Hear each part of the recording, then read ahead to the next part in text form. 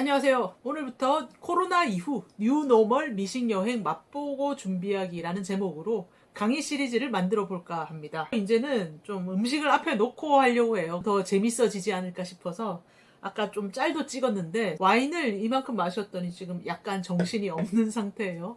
제대로 될지 모르겠네요. 코로나 이후 뉴노멀 미식여행 맛보고 준비하기라는 시리즈고요. 모처에 강의 요청을 받아가지고 어차피 파워포인트 만드는 김에 이거를 유튜브로도 찍어보자. 여러 가지 목적을 만들어두면 파워포인트도 더욱 알차게 준비하고 이걸 기록으로도 남길 수 있지 않을까. 1타 MP일 것 같아서 이렇게 만들어 보는 겁니다. 와인과 빵 이런 음식도 눈요깃거리를 위해서 같이 준비를 했어요. 좀 더 맛있게 즐기실까봐 이런 깊은 배려를 해봤고요.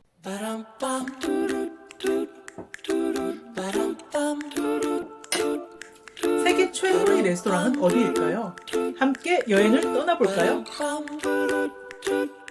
자, 코로나 이후 뉴노멀 미식여행 맛보고 준비하기라는 시리즈 강좌, 이거를 5가지로 크게 나눴습니다. 첫 번째는 미식여행의 역사와 미래, 두 번째는 프랑스 미식여행 맛보기와 실전 준비, 세 번째는 스페인 미식여행 맛보기와 실전 준비, 네 번째는 아시아 미식여행 맛보기와 실전 준비.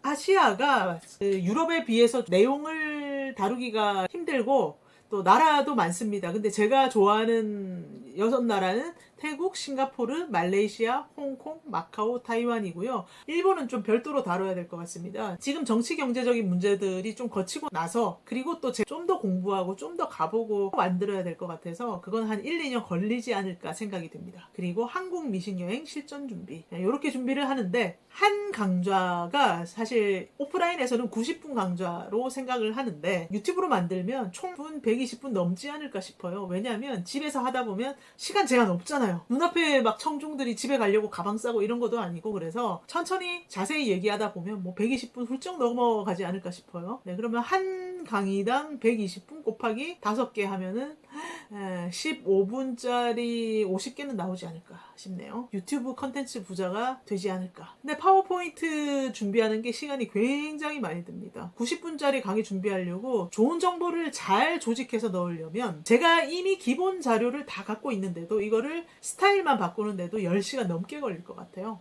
굉장한 노가다입니다.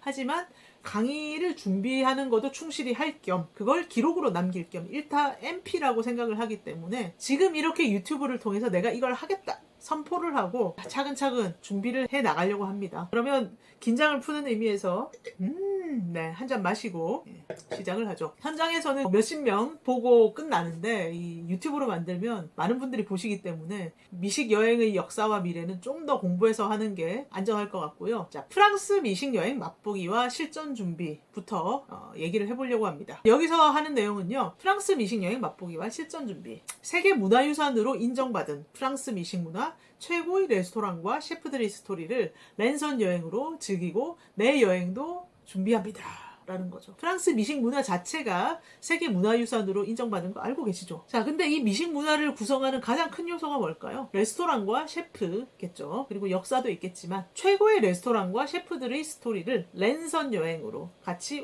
인터넷으로 여행 떠난다고 생각하시면 되고요. 저 유튜브 보시는 게 랜선 여행이죠. 랜선 여행으로 즐기고 내 여행도 같이 준비를 합니다. 그러면 이까지 듣고 혹시 궁금한 게 생기셨나요? 네, 제가 탈무드 컨텐츠를 하기 때문에 유대인처럼 계속 질문을 던지는 것도 있지만 그전에도 계속 질문을 던지는 수업 방식을 선호를 했어요. 왜냐하면 질문 없이 그냥 선생님이 막 얘기하는 수업 들어봤자 남는 게 없는데, 질문을 던지고 하고 막 충격을 받아서 그때는 불편하지만 생각해보고 자료도 찾아보고 아하 하면서 그게 강렬하게 뇌새김이 되고 깊이 오래오래 남더라고요. 함께 답을 찾아가는 과정에서 더 창의적인 방향으로 발전할 수 있더라고요. 그래서 저도 질문을 던지는데 모든 수업에서 10대 질문을 뽑아보려고 해요. 이렇게 하는 게 유튜브에서도 쪼개기도 좋고요. 10분에서 15분짜리 10개로 쪼개면 되겠죠. 근데 지금 보니까 이 하나의 질문에 막 5개씩 10개씩 쪼개질 수도 있을 것 같아요. 어떻게 늘어날지는 모르고요. 자, 10대 질문을 또 3가지 카테고리로 나눠봤습니다. 첫 번째는 프랑스 최고의 셰프와 레스토랑들. 프랑스 최고의 셰프는 누구이고 파리 최고의 레스토랑은 어디일까? 그리고 또 파인다이닝에 묶이지 않는 빵가게와 초콜릿 가게 같은 데가 프랑스에는 꼭 가봐야 될 때가 너무 많거든요. 그래서 파리 최고의 빵가게, 초콜릿 가게와 셰프는 이 질문도 넣었고요. 일반인이 가장 궁금해하는 거는 프랑스 최고의 셰프가 누구냐, 파리 최고의 레스토랑이 누구냐, 이런 질문인데요. 이게 대중적인 관심이 가장 많은 것 같더라고요. 이걸 답하려고 보면 최고라는 기준이 뭐지? 여러 가지 궁금한 게 생깁니다.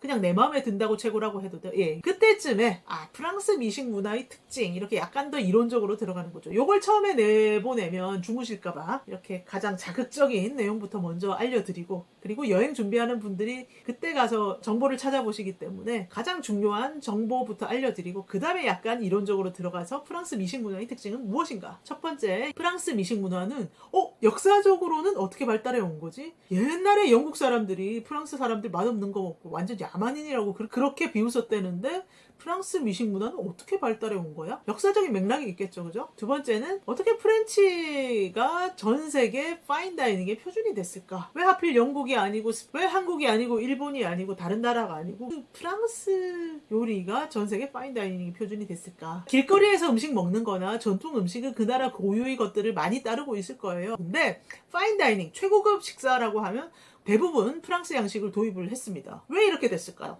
궁금하시죠? 그 다음에 프랑스는 정부가 전 세계 미식 문화의 주도권을 잡기 위해서 노력을 합니다. 이런 게 그냥 개인들이 음식 잘한다고 되는 게 아니에요. 그래서 정부적 차원에서 노력을 하는데, 프랑스 정부가 전 세계 미식 문화를 주도하는 방법이 뭐냐? 이 질문을 던졌고요. 그리고 이 프랑스 미식 여행에서 확장을 해볼 수가 있겠죠. 프랑스도 한국처럼 중앙 집권적인 국가이기 때문에 파리에 모든 게 몰려 있습니다. 그럼에도 불구하고 또 지방색이 발달한 나라이기 때문에 파리 외에도 가볼 미식 여행지가 많이 있는데 어디를 가보면 좋을까? 파리만 똑딱 갔다 오는 여행 상품들이 많지만 지방에 있는 그 미식 여행지들도 또 놓칠 수 없는 곳들이 있잖아요. 특히 이렇게 와인의 산지, 보르도, 부르고뉴 이런 데 들어보셨죠? 네, 한잔 하고요. 이런 데도 가보면 좋잖아요. 네, 그래서 파리 외에 가볼 미식 여행지는 어디인가 추천해주세요. 네, 그리고 8번. 효율적인 미식 여행을 위한 실전 노하우는 뭘까? 이거는 제가 혼자서 여행사 통화하거나 다른 사람 시키지 않고 부딪혀봤기 때문에 실전 노하우가 많이 있는 것 같아요. 사실 프랑스에 미식 여행 간다고 그러면 떨리고 두려운 게 많잖아요. 그 실전 노하우 다 알려드리는 거고요.